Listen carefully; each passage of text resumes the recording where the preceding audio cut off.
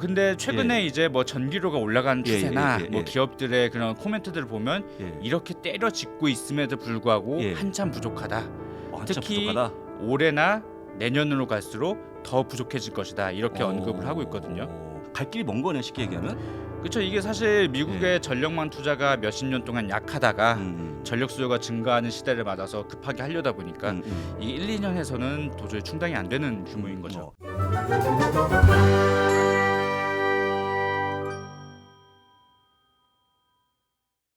네, 반갑습니다. 리튬의 장우석 대표입니다. 자, 오늘은 구독자 18만 구독 기념으로 특별한 영상을 만들고 있습니다. 함께 하시면 좋을 것 같고요. 함께하는 거 소개하고 빠르게 진행해 보겠습니다. 삼성 액티브 자산운용의 김효식 팀장입니다. 안녕하십니까? 팀장님, 자축 부탁드립니다. 18만 구독 기념 영상입니다. 18만의 숫자가 사실 저희도 유튜브 채널을 하지만 네. 10,000명 늘리기도 쉽지가 않거든요. 안 되죠. 네. 안 되는 건데 저희가 지금 7년째 네. 횡보하다가 오랜만에 올라왔습니다. 미국 주식 그 흐름에 타서 이제 드디어 빛을 발하고 계시는군요. 그렇죠. 그래서 제가 첫 번째 약간 외람되지만 최근에 미장이 좀 잘 나가지 않습니까? 혹시 그런 걸 좀 피부로 느끼십니까? 현업에 계시면서? 일단 저는 현역 펀드 매니저니까 펀드 매니저니까 국내 주식 펀드도 하고 해외 주식 펀드도 하는데 예. 국내 주식 펀드가 잘 안 팔린다. 안 팔리는 거죠. 네, 잘 팔기가 쉽지 않아서. 그럼 확실히 미장을 많이 하시는 것 같으네요. 동의하시는 거죠? 네, 맞습니다. 그렇군요. 아마도 이 추세가 좀 더 이어지지 않겠습니까? 일단 원화 가치가 추세적 반등이 나오지 않는 이상 이어진다고 봐야 되겠죠. 우리 같은 유튜브가 18만 돌파했는데 잘 되는 거죠, 그렇죠? 그 최근 금리가 너무 말썽이고 금리가 높아지고 있는데 지금 전혀 잡히지 않고 있거든요. 그렇죠. 벌써 네, 뭐 네. 10년물 금리가 5%를 목전에 두고 있으니까요. 4.79%까지 네. 올라왔죠. 근데 이게 안 빠지더라고요, 일단. 물가도 올라오고 있는데 트럼프 관세가 또 문제가 되고 있고 사실은 이게 당분간 안 빠지겠죠? 사실 제 개인적인 네, 견해로는 네. 뭐 트럼프 행정부나 바이든 행정부나 재정 정책이 메인이다 보니 네. 재정 정책을 확대하려고 하면 결국은 국채 발행을 늘려야 되지 않습니까? 네, 그렇죠. 그럼 결국에 이제 국채 금리에는 상승 압력이 가해질 수밖에 없어서 그렇죠. 인플레가 잡힌다 하더라도 재정 정책을 세게 쓰는 한 금리가 쉽게 잡히지는 않을 것 같다. 저는 그렇게 생각하고 있습니다. 약간 이제 보수적인 분들한테는 6대4 전략이 있는데 6대4 전략도 지금 별로 안 먹히죠, 지금은. 그렇죠? 6대4 전략이라 주식 6, 채권 4. 네. 그렇죠. 사실 채권이 지금 거의 한 6년째 하락장이다 보니까 채권을 사나 들고 가는 게 의미가 있나 싶을 정도이고요. 차라리 주식을 좀 더 갖고 가거나 아니면 달러를 갖고 있는 게 더 낫지 않을까 그렇게 생각을 하고 있습니다.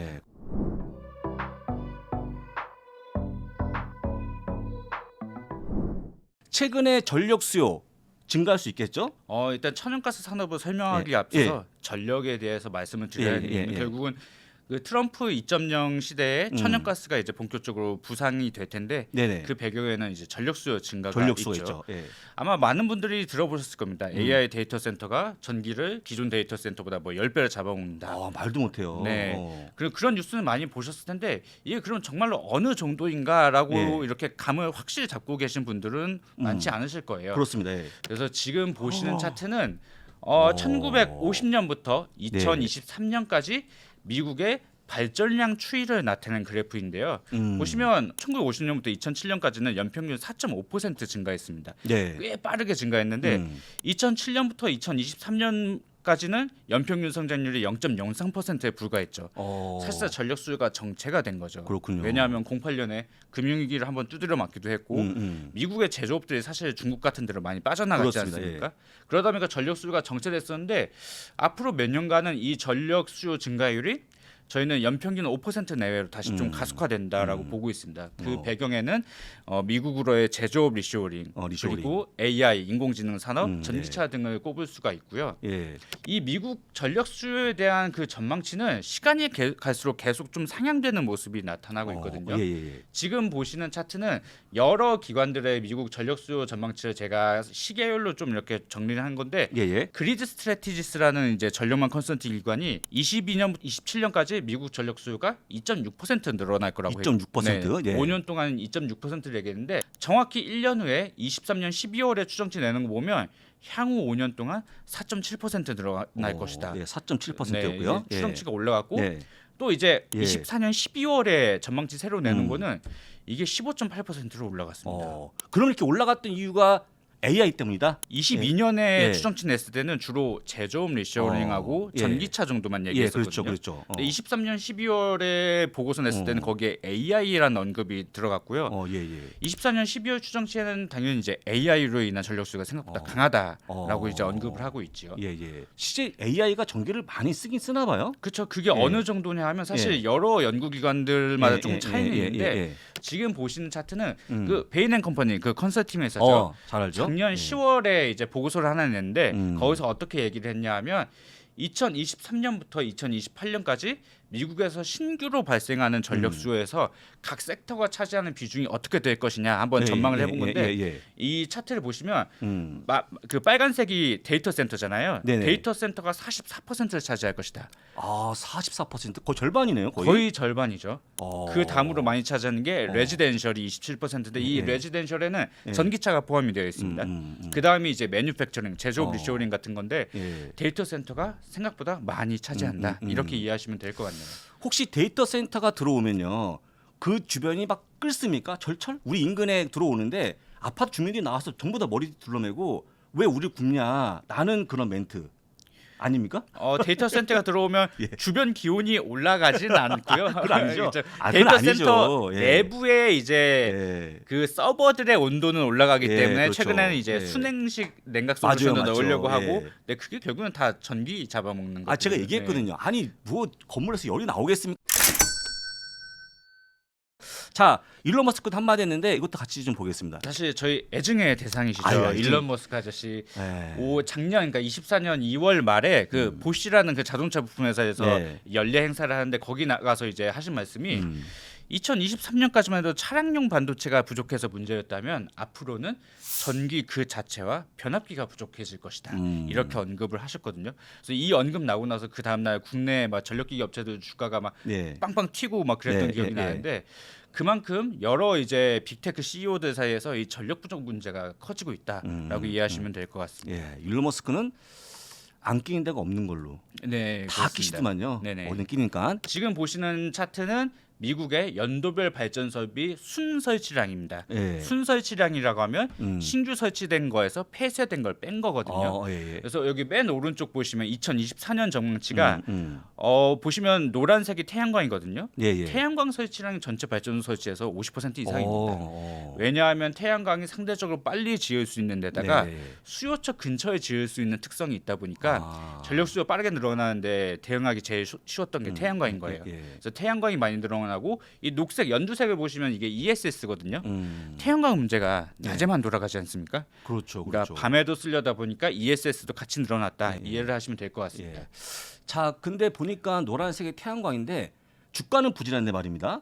그렇습니다. 주가는 부진한데 상당히 많이 쓰고 있다라고 또 보시면 좋을 것 같고, 그런데 얼추 조금 확충이 돼 있는 거 아닙니까? 이런 것들이 현재 미국에?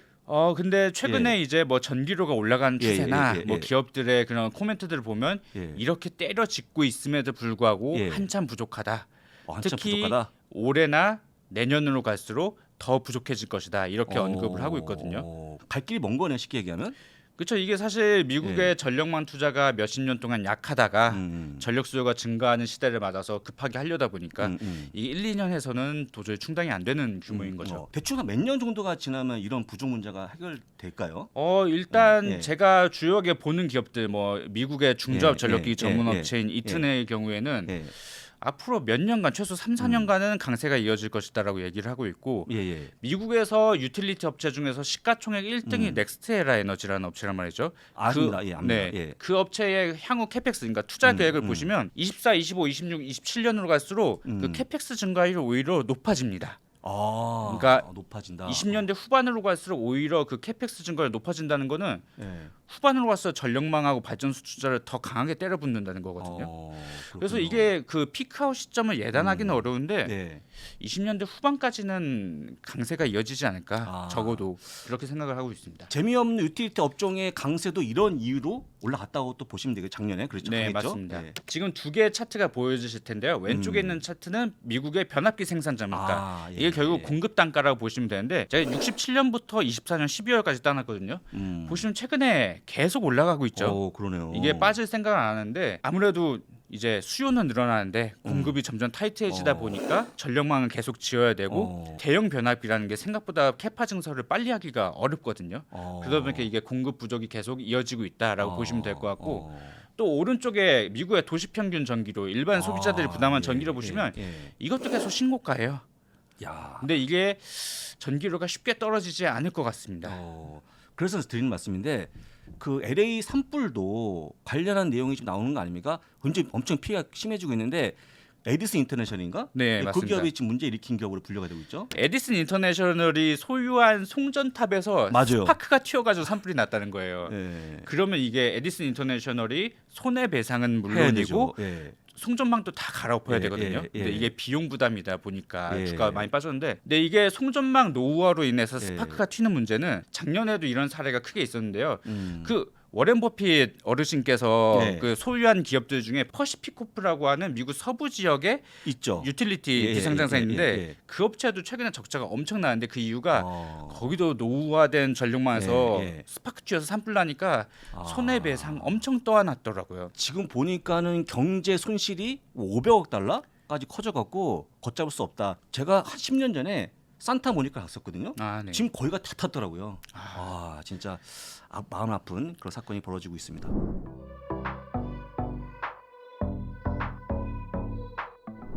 지금까지 설명을 들으셨으니 미국의 전력 수요가 AI 등 때문에 크게 증가한다는 것을 이해하셨을 거예요. 근데 과연 미국 전력 수요는 증가하는데 그동안 빅테크 기업들은 대부분 태양광 풍력 같은 재생에너지 단지들하고 전력 공급 계약을 맺어왔단 말이죠. 근데 과연 이것만으로 충분한가? 근데 결론부터 말씀만 드리면 충분하지 않다는 겁니다.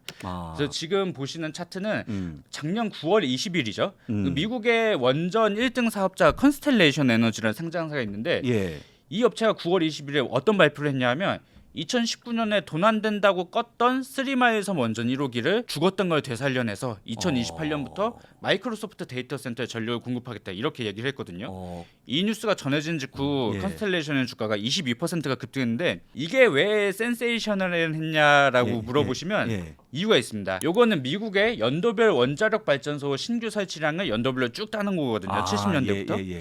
보시면 미국에서 원자력 발전소 많이 설치된 게 딱 70, 80년대까지입니다. 근데 그 이후에 거의 없어지잖아요. 재벌 가깝게. 근데 그 이유가 뭐냐면 79년에 3마일 섬에서 원전 2호기가 멜트다운 그 노심 용융 사건이 발생돼서 이거 폐쇄해 버렸거든요. 폐쇄. 이게 사실 그 당시에 미국인들한테는 우리가 원자력 짱이라고 생각하고 있었는데 그 자존심에 스크래치를 낸 대사건이었거든요. 그 이후로 프로젝트들이 다 중단이 돼 버려 가지고 없어진 거예요. 그런데 그 3마일 섬에서 원전 1호기는 멀쩡해서 계속 가동을 하던 건데 그것조차 돈 안 된다고 19년에 껐는데 다시 되살려낸다. 이게 미국인들 입장에서는 약간 충격적이었던 거죠.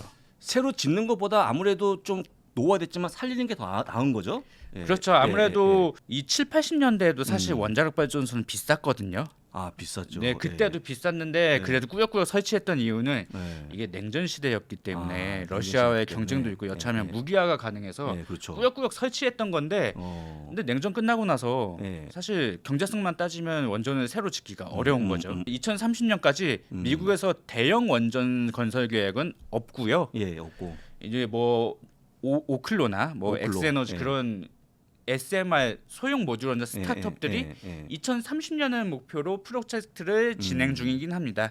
네, 그건 사실 그들 업체의 목표일 뿐이고요.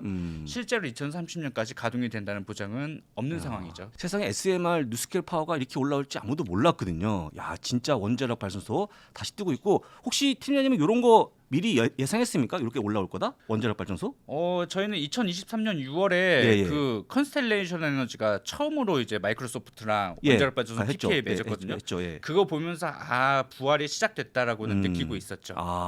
미리 아셨군요. 그런 일 있으면 저한테 전화를 네네. 조용히 주시면 감사히 받겠습니다.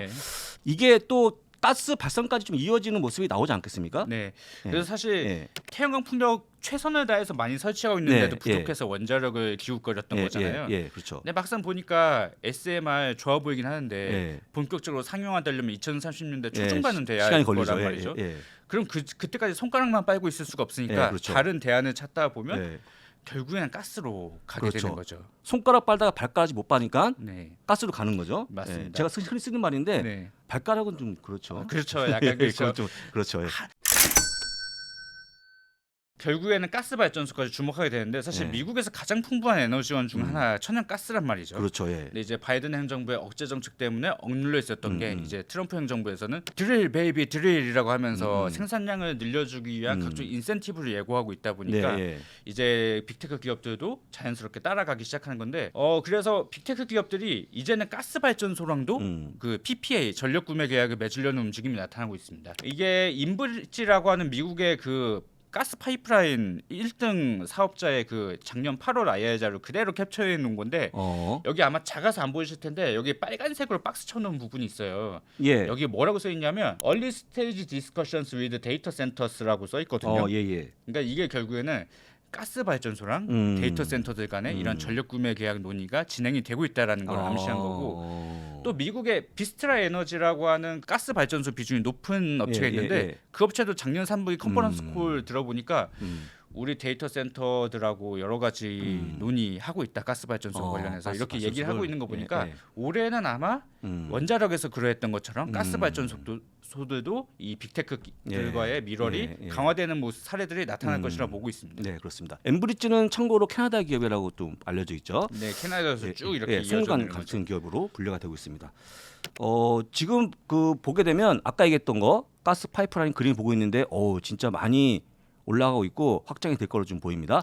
알게 모르게 이렇게 조그만 글씨로 많이 데이터 센터를 언급하고 있네요. 지금도. 네, 그렇습니다. 예. 또 예. 뭐 엑손모빌 예. 사례도 한번 말씀드리면 예. 엑손모빌은 사실 원래 발전 사업 진출에 대해서는 되게 부정적인 회사였거든요. 엑슨모빌이요? 우리가 예. 직접 발전소까지 지을 필요가 있냐라고 하던 업체인데 작년 12월 11일 뉴욕타임스 보도를 보니까 얘네가 자체 설계한 대형 천연가스 발전소를 통해서 데이터 센터들에 앞으로 전력을 공급하겠대요. 그러니까 이게 갑자기 스탠스를 바꾼 거는 결국은 이 천연가스 발전소가 돈이 될 것 같으니까 뛰어드는 거겠죠. 그렇군요. 이러한 움직임이 단순히 트럼프 당선이 유력해져서 나타난 것이냐? 근데 사실 트럼프 당선이 확정되기 훨씬 전부터 네. 미국 민간 섹터에서는 가스 발전소에 대한 수요가 늘어나고 있었습니다. 지금 보시는 차트는 네. 그 미쓰비시 중공업하고 GE 베르노바가 미국에서 이제 가스터빈 점유율이 높은 업체거든요. 네. 특히 GE 베르노바가 미국 점유율이 1등 업체인데 이 GE 베르노바 신규 수주만 한번 보시면 작년 1에서 3분기 누적으로 GE 베르노바의 가스터빈 신규 수주가 14.1기가와트인데 이게 전년 대비 91% 증가한 수치거든요. 거의 2배네요. 거의 따블이죠. 예. 근데 이게 예. 23년 하반기부터 이런 모습이 나타나기 시작했거든요. 그러니까 이게 대선 결과는 사실 잘 모르겠고 어쨌든 민간 섹터에서 전력 수요 늘어나니까 가스 발전소 지어야겠다 해서 이미 발주가 나오기 시작했던 거예요. 지 번호바는 참고로 지에서 분사한 기업이죠. 네, 작년 4월에 이제 분할 상장이 되었죠.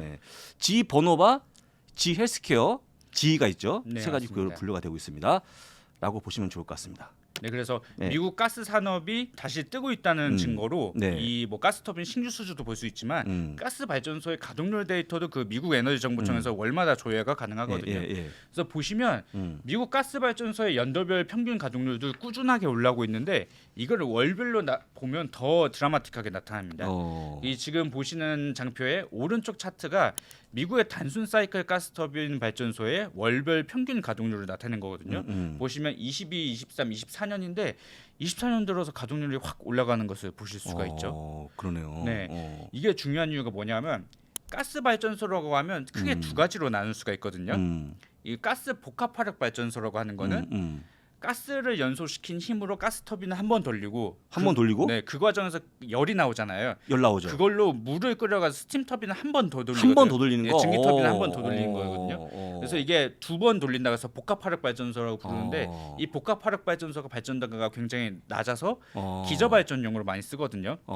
근데 이제 단순 사이클 가스터빈이라고 하면 말 그대로 가스터빈만 한 번 돌리는 거예요. 스팀 터빈 안 돌리고. 근데 이제 가스터빈 한 번만 돌리다 보니까 단순 사이클은 발전 단가가 높거든요. 그래서 한낮에 전력 수요가 많아질 때만 잠깐 켰다가 껐다가 하는 건데 그래서 사실 이거 가동률이 올라오면 비용적으로 절대 좋지가 않거든요. 비싸니까. 근데 이 비싼 단순 사이클 가스터빈의 가동률조차 올라온다는 거는 비싸도 상관없다. 전력이 상관없다? 부족해지니까 네. 일단 돌릴 수 있는 거 다 돌려라. 이렇게 보시면 될 것 같고요. 아, 그렇군요. 그래서 제가 지금 노란색으로 이제 볼드체를 예. 쳐놨죠. 예. 이 가스 발전소 가동률이 상승하면 이제 크게 두 가지 업체가 수혜를 보게 되는데 예. 일단 가스 발전소를 많이 갖고 있는 유틸리티 업체가 가동률이 올라가면 당연히 매출액이 늘어날 수 있겠죠. 근데 또 이제 가동률을 높이려고 하면 유지보수도 많이 자주 해줘야 되잖아요. 예, 그렇죠, 그렇죠. 그래서 아까 잠깐 말씀드렸던 GE 베르노바 가스 터빈만 파는 게 아니고 유지보수도 담당을 하고 있거든요. 그래서 GE 베르노바도 최근에 가스 터빈 사부 실적을 보면 이 유지보수 매출이 크게 증가하면서 이익이 많이 늘어나고 있습니다. 비스트라는 제 기억에 작년 한 해 엔비디아 성과를 이긴 그렇죠. 그런 기업이죠. 네. 와, 진짜 많이 올랐더라고요. 그래서 사실 비스트라가 주가 차트 한번 조회해 보시면 한 10년 동안 버려져 있다가 그러니까요. 2023년 후반부터 오르기 진짜. 시작했는데 얘네가 그래서 미국의 유틸리티 기업이 한 80개 정도 상장사가 있거든요. 그 중에서 비스트라가 원래는 한 10위권 정도에 있었는데 지금은 아마 한 4, 5위권까지 올라왔을 겁니다. 그 정도로 이제 많은 변화가 이 미국의 유틸리티 섹터, 유틸리티 섹터 사실 노잼이었거든요. 노잼이죠. 근데 엄청난 변화가 발생을 하고 있는 상황이죠. 그렇죠. 가스 얘기하니까 자꾸 배 가스가 차갖고 수소로 좀 바꿔서. 그렇죠. 좀 프레시하게 새롭게 약간 수소까지 연결해서 살펴보겠습니다. 사실 대부분의 분들이 가스랑 수소가 뭔 상관이냐 이렇게 생각하실 수 있어요. 근데 있을 것 같은데. 근데 미국 같은 경우에는 미국에서 대부분 사용되는 수소는 블루 수소라고 해서 천연가스를 개질해서 만드는 수소거든요. 그리고 작년 10월에 바이든 행정부에서 미국 내 7개의 이제 수소 허브 지역을 확정을 했고 지금 이제 프로젝트가 추진 중인데 여기 지금 보시는 장표의 오른쪽 미국 지도 보시면 그 수소 허브 지역들이 파란색으로 음영이 칠해져 있거든요. 여기 보시면 여기 서부에 캘리포니아 쪽 빼면 나머지 부분들은 다 그 천연가스 인프라가 기존에 잘 구축되어 있는 곳들의 수소 허브가 지어지고 있거든요. 그러네요. 결국에는 이 수소 산업이란 게 천연가스를 이용하기도 하고 그 인프라를 또 활용할 수가 있거든요. 그러다 보니까 이 천연가스 생산량이 늘어나면 수소 생태계 개화에도 긍정적이라고 볼 수가 있습니다. 이건 또 뭡니까? 네, 그래서 수소가 커진다고 했을 때 사실 수소가 초기 단계다 보니까 대부분 적자고 투자할 것들은 많지 않거든요. 근데 재밌게 지켜보는 회사가 하나 있습니다. 아직은 심증이 반 이상이라서 심증 이거 무조건 사야 된다 이런 말씀은 아니고요. 한번 관종에 넣어놓고 지켜보시라고 하는 건데 미국에서는 빅테크 기업들이 그 SOFC라고 하는 타입의 연료전지를 조금 주목하게 될 것 같습니다. 그렇게 보는 이유는 여기 중간에 이제 빨간색으로 쳐진 부분들만 한번 읽어보시면 미국의 메이저 유틸리티 회사 중에 아메리칸 일렉트릭 파워 (AEP)라는 회사가 있거든요. AEP. 작년 11월 14일에 어떤 짓을 했냐면 그 블룸에너지라고 하는 SOFC 연료전지 기업에 최대 1기가와트 규모의 그 계약을 체결했거든요. 그렇죠. 근데 이게 사실 글로벌 수소 연료전지 산업 역사상 기가와트 단위가 처음 나온 거거든요. 그리고 여기서 무슨 얘기를 했냐면 초기 납품 물량은 대부분 천연가스로 가동을 하겠다 이렇게 얘기를 하고 있거든요. 이게 SOFC 연료전지는 안에 개질기가 있어서 천연가스 바로 넣으면 알아서 수소를 개질하고 전력을 생산하거든요. 이 뉴스가 전해진 주가에 그 블룸에너지 주가가 59% 급등했는데 59%? 저는 잘하면 이 SOFC 연료전지가 가스 발전소의 새로운 형태로서 자리 잡을 수 있지 않을까 이렇게 생각을 하고 있거든요. 조금 더 확장하면 여기까지 간다는 말씀이시죠? 왜냐하면 기존의 천연가스 발전소를 지으려고 하면 전력망이 대규모로 필요한데 이 연료전지 같은 경우는 수요처 바로 옆에다 지을 수 있는 특성이 있거든요. 그래서 여기 사진들 보시면 블룸에너지가 SOFC 납품하고 있는 사례들을 쭉 이렇게 홈페이지에 캡처 떠놓은 건데 뭐 이케아, 월마트 이런 데 보시면 그냥 그 매장 바로 옆에다 연료전지를 짓거든요. 이게 가스 파이프라인만 연결돼 있으면 전력망이 따로 필요가 없어요. 그렇군요. 에퀴닉스가 데이터 센터 만드는 이치 아닙니까? 그거? 맞습니다. 에퀴닉스도 이제 데이터 센터 관련 기업인데 관련주죠. 이게 미국이 사실 태양광이든 풍력이든 가스 발전소건 전력망이 부족해서 지금 못 짓는 것들이 많거든요. 근데 미국 동부 지역 같은 경우에는 이제 가스 파이프라인이 오밀조밀하게 잘 돼 있다 보니까 연료전지를 짓는 게 생각보다 빨리 지을 수 있고 빨리 지을 수 있고 그 발전 단가도 아직 정확하게 추정은 안 되는데 아까 말씀드렸던 단순 사이클 가스터빈이랑 거의 비슷한 수준으로 알고 있거든요. 그러니까 이게 단순 사이클 가스터빈을 더 짓느니 연료 전지를 더 짓는 게 낫지 않을까? 이렇게도 조금 생각을 하고 있습니다. 그래서 이쪽은 아직은 가능성뿐이지만 좀 눈여겨봐야 하는 부분이 아닐까 그렇게 생각을 하고 있습니다. 사실 킨덤 오건이라고 하는 미국의 주요 미드스트림 업체 있지 않습니까? 있습니다. 킨덤 오건. 그 업체의 작년 8월 IR자를 보면 미국의 가스 수요는 2023년부터 2030년까지 내수 수요가 한 20% 증가할 거라고 얘기를 하고 있거든요. 근데 여기도 박스 쳐놓은 거 중간에 보면 KM believes there is additional power demand above this forecast라고 써 있잖아요. 우리가 지금 장표로 보여준 가스 수요보다 더 커질 가능성이 높다 이렇게 그냥 써놓은 거거든요. 자기네가. 그리고 그 이후로 데이터 센터를 꼽고 있습니다. 그래서 지금 전망되는 것보다 가스 수요가 더 커질 가능성이 높다라고 이 미드스트림 업체에서도 인정을 하고 있는 것이죠. 트럼프 입장 때 규제는 뭐 상관없습니까? 규제? 사실 트럼프 1.0 때 보시면 2018년에 여러 가지 환경 규제 같은 걸 완화해 주면서 2018년 지나면서 19, 20년에 가스 생산량이 크게 늘어났었거든요. 그러다 코로나 한번 두드려 맞고 20년에 좀 감소했다가 바이든 행정부에서도 생산량은 꾸준히 확대가 되었거든요. 이게 바이든 행정부에서 여러 가지 환경 규제를 때리고 있음에도 가스 생산량이 늘어나고 있는 건데 트럼프 행정부는 그냥 대놓고 규제 풀어주고 인센티브 지급하겠다 얘기를 하고 있잖아요. 그리고 민간에서 수요도 늘어나고 있고 그럼 앞으로 미국의 가스 생산량은 더 늘어날 것이라고 어렵지 않게 예측할 수 있기 때문에 생산량 추가 늘어났을 때 이제 수혜를 보는 업체들에 대한 주목이 좀 필요한 시점이 아닌가 그렇게 보고 있습니다.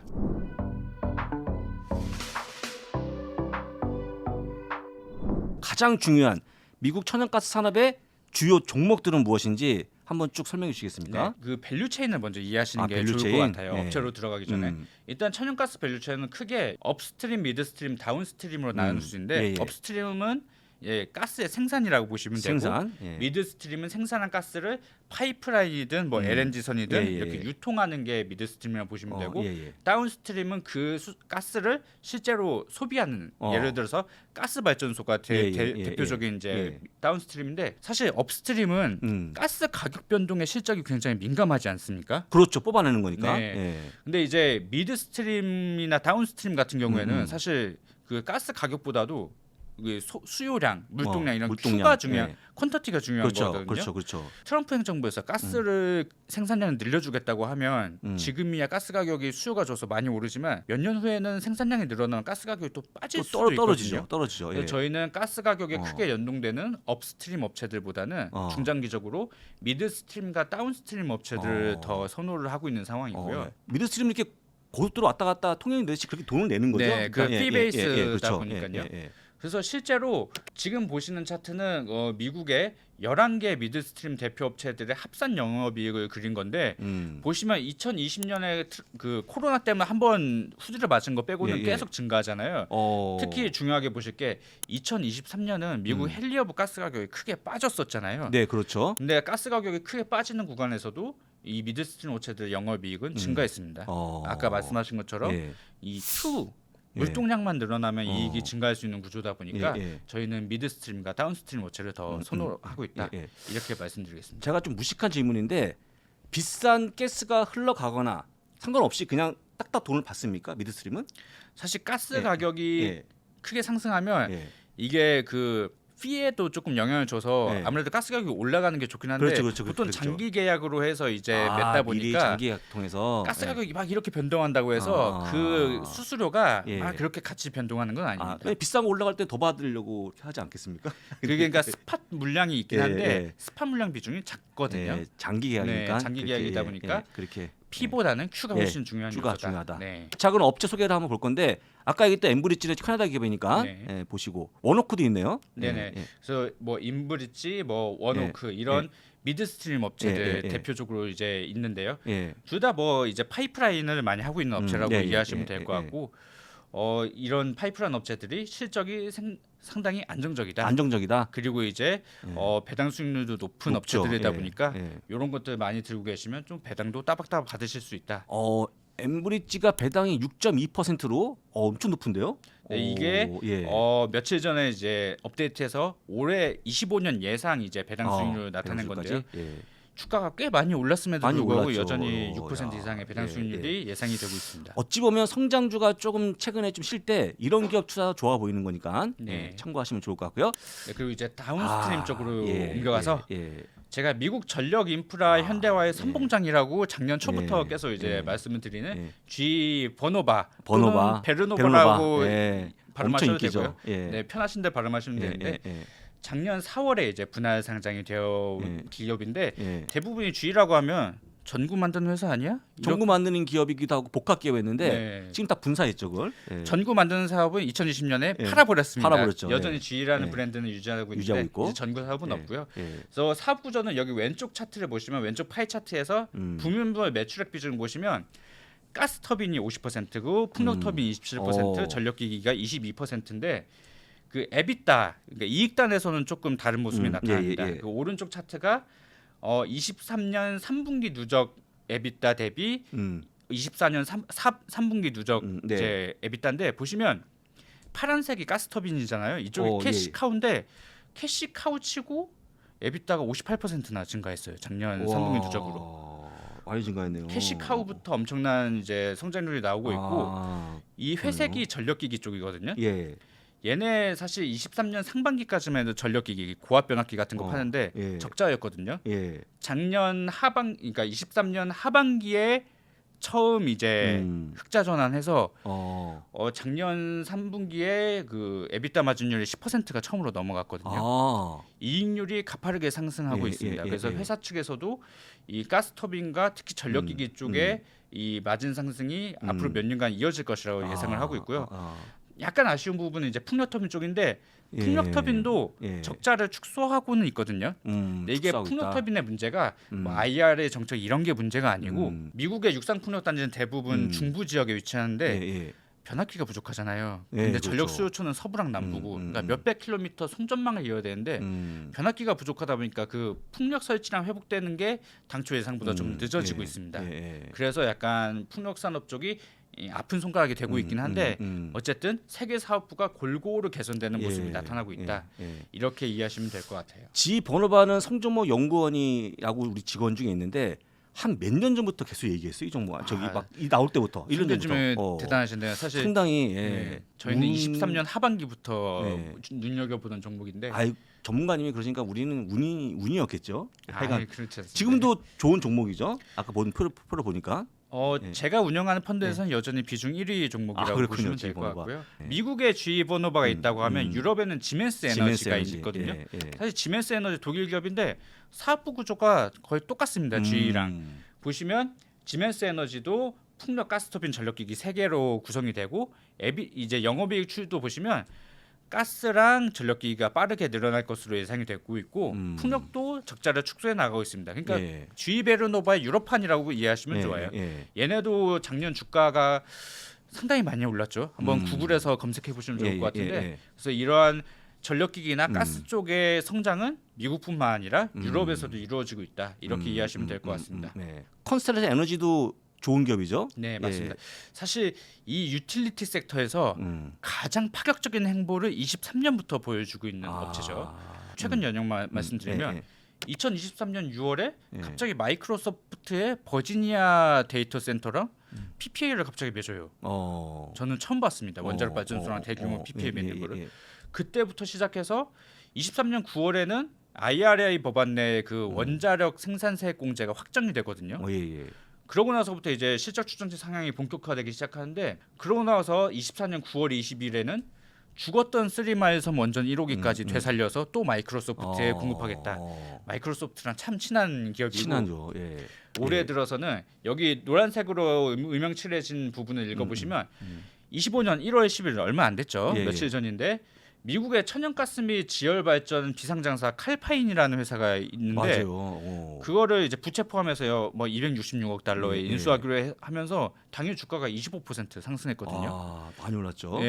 이게 그 현지 증권사들의 평가를 보니까 좋은 기업을 나쁘지 않은 가격에 인수했고 또 컨스텔레이션 에너지의 단점으로 꼽히던 게 원자력 비중만 너무 높다라는 거였거든요. 이 왼쪽 파이 차트 보시면 원자력 발전 비중이 얘네는 67%인 회사인데 근데 사실 원자력을 새로 짓기는 어렵고 그렇죠. 기존에 예. 있던 거를 빅테크랑 PPA 맺으면서 이제 활용도를 높이는 건데 그럼 어쩔 수 없이 업사이드 한계가 있지 않습니까? 예.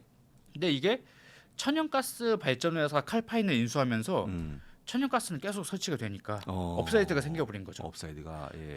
그래서 기존까지는 CEG 컨스텔레이션 에너지라 하면 미국 원자력 1장이라고 했는데 예. 이제는 가스 발전도 1장 되나? 가스 이렇게 발전까지? 생각을 할 수 있게 되었습니다. 혹시 저기 이렇게 계약을 맺으면 마이크로소프트에 독점으로 공급합니까? 전력을? 거의 독점 공급하는 것으로 알고 우선 있고요. 공급하는 네, 그렇게 우선 하겠죠. 공급을 예, 하죠. 하겠죠. 남으면 뭐 딴 데도 팔겠습니다만. 팔겠지만, 예. 비스트라. 네. 가장 성과가 좋았던 네. 기업이죠. 비스트라는 제가 미국 유틸리티 강소기업이라고 강소기업. 표현을 하는 예, 업체인데 예. 이 비스트라는 그 앞서 말씀드렸던 컨스텔레이션 에너지랑 비슷한 지역에서 사업을 하는 예. 회사거든요. 그 미국은 PJM이라고 하는 그 개통 운영자가 미국 동부 지역을 담당하는데 그쪽에 가스 파이프라인도 많고 데이터 센터들도 엄청 많잖아요. 네. 그 지역의 주요 사업자 중에 하나가 비스트라입니다. 그리고 여기 발전자산 비중 파이 차트를 보시면 가스가 60% 이상으로 대부분 차지하는 업체거든요. 예. 그러다 보니까 가스 발전소에 대한 수요와 가동률이 올라갈수록 이 업체에 대한 수혜가 강해질 것이라고 보고 있고 예. 작년 3분기 실적 발표 컨퍼런스 콜에서 우리 빅테크 기업들하고 빅테크 데이터 센터 전용 신규 가스 발전소도 논의하고 있고 여러 가지 네. 협업을 진행하고 있다 이렇게 얘기를 했거든요.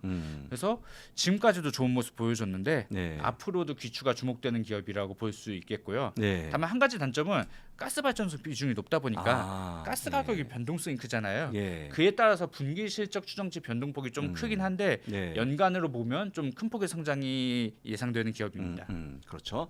그럼에도 불구하고 작년 성과가 거의 탑이었던 그렇죠. 그런 유틸리티 기업 중에서 예. 탑이고 나올 수가 없는, 엔비디아보다도 높았죠. 뭐. 높았습니다. 엔비디아 이긴 네. 기업으로 많이 분류가 되고 있죠.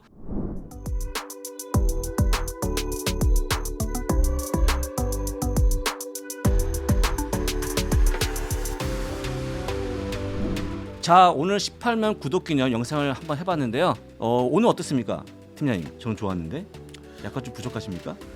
사실 예. 제가 막 이렇게 썰풀기 시작하면 전력 인프라, 태양광, 풍력, 가스, 원자력까지 예. 한 2시간도 예. 썰을 아, 풀 수 그렇죠. 있는데 한 가지 약속을 좀 20만이 되면 직접 우리 쪽에 오셔갖고 같이 하는 거 어떻습니까? 촬영하는 거. 언제든지 불러주시게 하면 진짜입니까? 네, 예. 저는 편하게 갈 수 있으니까요. 한번 네. 불러주시면 예. 감사할 것 같습니다. 꼭 불러보도록 하겠습니다. 지금까지 장터비였고요. 함께하신 분은 삼성 액티브 자산운용의 김효식 팀장이었습니다. 고맙습니다.